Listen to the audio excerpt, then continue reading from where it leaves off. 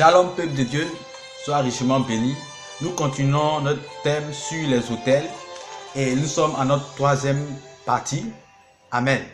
Nous avons vu tantôt que dans la partie 2 que les autels étaient très importants parce que les devins aussi baptisaient des autels.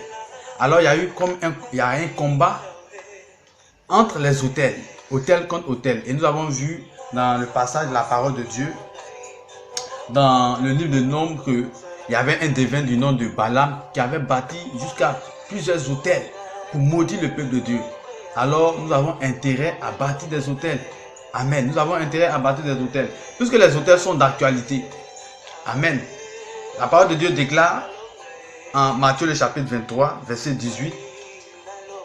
C'est le Seigneur Jésus-Christ qui parle. Si quelqu'un dit vous encore, jure par l'autel, ce n'est rien. Mais si quelqu'un jure par l'offrande qui est sur l'autel, il est engagé. Verset 19. Aveugle, lequel est le plus grand, l'offrande ou l'autel qui sanctifie l'offrande? C'est le Seigneur Jésus-Christ qui parle des autels. Alors les autels sont d'actualité et lui-même l'a dit, je ne suis pas venu pour abolir la loi, mais je suis venu pour l'accomplir. Gloire au Seigneur, gloire au Seigneur. Les actes que nous posons peuvent agir en notre faveur. Alors les autels également. Qu'est-ce que nous faisons avec les autels? Nous adorons Dieu, mais en même temps, sur les autels, qu'est-ce qui est fait? Ce sont des sacrifices. On apporte, comme le Seigneur a dit, les offrandes sur les autels.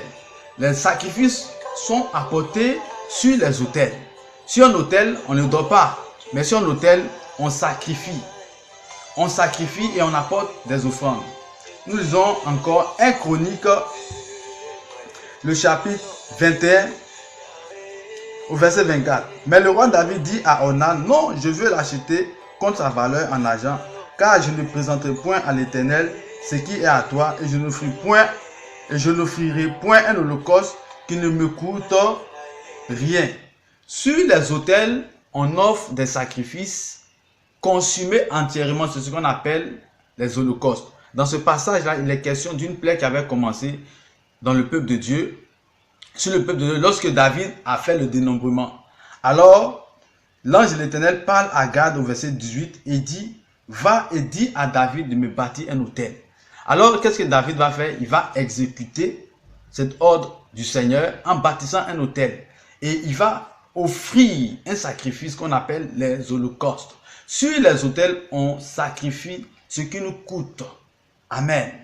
Peut-être que tu es arrivé à une saison, tu te dis, tu as beaucoup sacrifié, tu as beaucoup donné. Sache que tes sacrifices ne seront pas inutiles. Tes sacrifices ont de la valeur.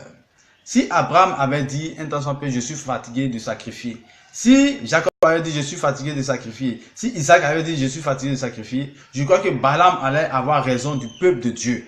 Mais ils ont continué à sacrifier. Ils ont continué à bâtir des autels. Afin qu'au travers de ces autels-là, Balaam, qui venait dans le futur, soit vaincu. Amen. Amen. Donc sur les autels, on offre ce qu'on appelle des holocaustes. Ce qui te coûte cher. Alléluia. Et David a donné, il a donné ce thème-là pour dire, et c'est avec ce thème-là qu'on dit, je n'offrirai point un holocauste qui ne me coûte rien. David a dit, je n'offrirai rien qui ne me coûte rien. Donc les holocaustes sont des lieux sur lesquels nous bâtissons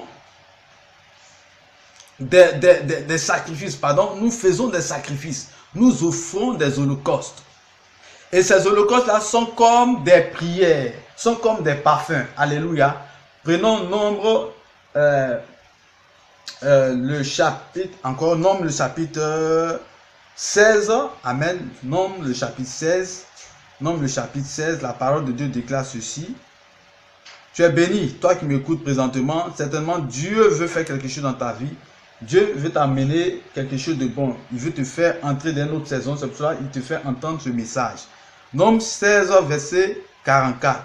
Et l'Éternel parla à Moïse et dit, retirez-vous du milieu de cette assemblée et je les consumerai en un instant. Et ils tombèrent sur les visages. Et Moïse dit à Aaron, prends le brasier, mets-y du feu de dessus l'autel, pose-y du parfum, va promptement vers l'assemblée et fais pour eux l'expiation, car la colère de l'Éternel a éclaté, la plaie a commencé. Aaron prit le brasier comme Moïse avait dit et courut au milieu de l'assemblée et voici, la plaie avait commencé parmi le peuple. Il offrit le parfum, il fit expiation pour le peuple. Amen. L'autel fait expiation pour toi. Alléluia.